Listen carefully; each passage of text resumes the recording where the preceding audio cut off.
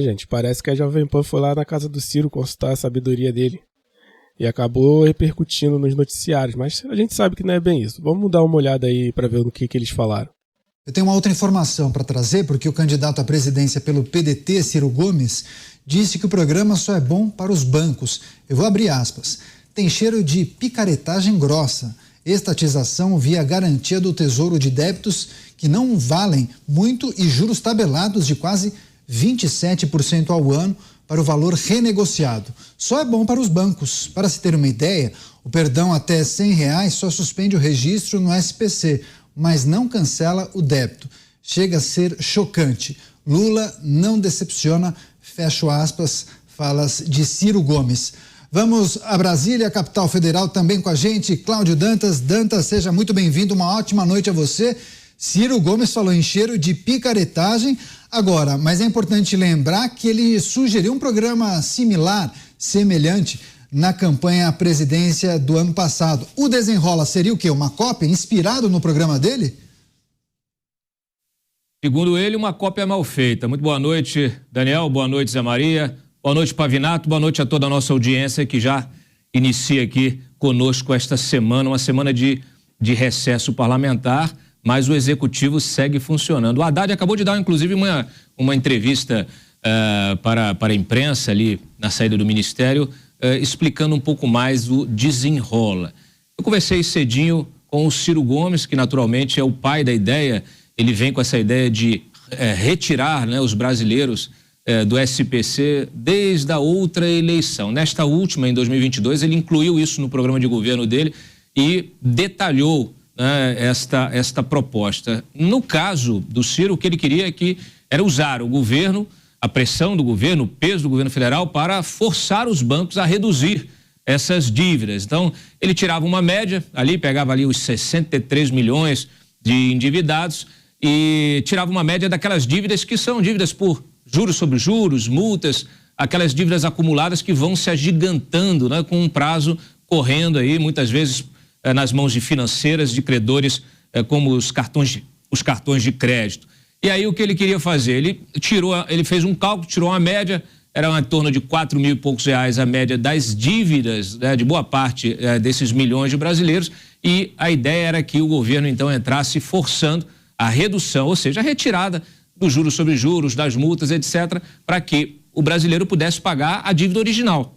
Seria aí, na média, em torno de R$1.400 e pagar essa dívida original parcelada. E aí ele usaria os bancos públicos, Caixa, Banco do Brasil ou qualquer outro que quisesse participar também, para parcelar essa dívida em parcelas de no máximo R$40. E aí sim liberar o crédito para que as pessoas pudessem ter a sua vida econômica, né, normalizada e naturalmente poder consumir. Então, esse era o desejo do Ciro Gomes, mas o Ciro Gomes não foi eleito. Quem foi eleito foi o Lula.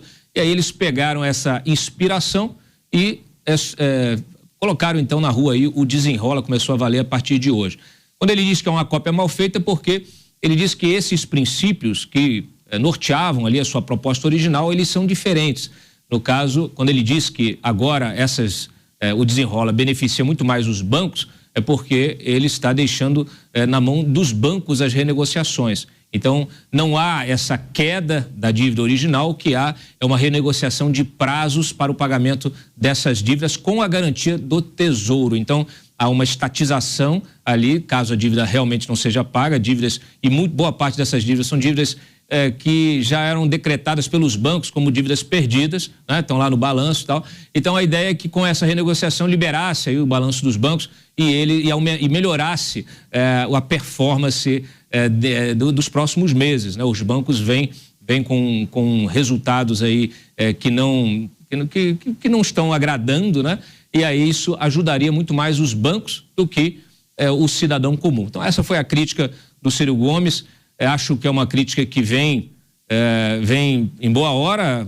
Eu acho que é preciso que a gente entenda realmente no detalhe esse programa, que ele seja debatido e que naturalmente se possa medir exatamente os benefícios e os malefícios dessa medida. Naturalmente, quando a gente coloca em perspectiva, a gente percebe que o governo vem tomando decisões vem soltando projetos que têm um efeito limitado, igual a questão, né, dos descontos ali para a compra de veículos, que teve um efeito limitado há 2 meses. A gente sabe que tem um objetivo político por trás dessa decisão, e que foi limpar ali os estoques das montadoras. Agora, a gente tem já, desde a semana passada, a gente vinha debatendo a questão do projeto aí também de descontos ou de subsídios para a linha branca, né, para a compra de eletrodomésticos, que vem também nessa mesma esteira de tentar impulsionar o consumo.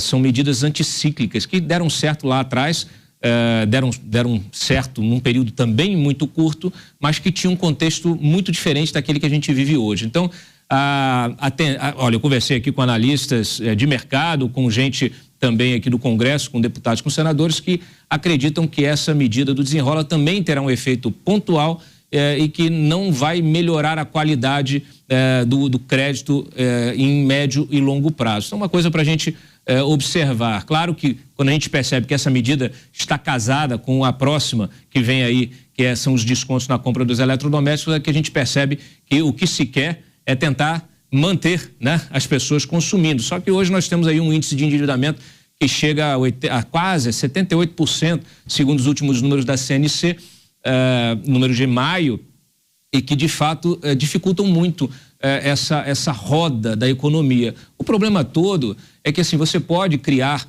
estímulos pontuais como esse para poder fazer a economia girar, mas se você não gera emprego, se as pessoas não estão ganhando salário que possam, para poder comprar as coisas, comprar aquilo que querem, comprar os bens de consumo e tudo, essa medida acaba sendo uma medida realmente de curto prazo. Então, a tendência, na verdade, talvez seja até essa situação no médio e longo prazo ela se tornar ainda mais grave. A gente tem visto umas projeções que nos remetem a... Olha, de fato esse desenrola aí tá mais para uma cópia do projeto Nome Limpo do Ciro, que aliás eu nem lembro se é esse mesmo nome.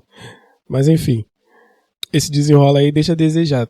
Já vi que deixa a desejar, porque parece mais que fizeram de qualquer jeito para dizer depois, eu fiz. Mas a Jovem Pan também não é bobinha, eles sabem que a crítica do Ciro atinge mais o petismo. Por isso que eles, de vez em quando, convidam o Ciro para participar dos programas ou só pegam as falas deles as soltas dessa forma. E as críticas do Ciro costumam surtir mais efeito do que as críticas da própria direita. Fora que o Ciro é meio sem filtro, né? E acaba gerando umas polêmicas, tudo que a mídia quer. Todo mundo sabe que eles não estão preocupados com a eficiência do programa do Lula. Eles são oposição ao governo. Basta assistir aí meia hora, 15 minutos de algum programa, algum noticiário deles que todo mundo percebe. E eles querem botar defeito de todas as formas. Mas para a felicidade do Ciro e infelicidade dos petistas, a fala do Ciro acaba repercutindo na mídia e acho que no final acaba sendo positivo. É isso aí, gente. Quem curtiu, deixa um like aí, se inscreve no canal, compartilha e ativa as notificações para não perder os próximos vídeos. Abraço!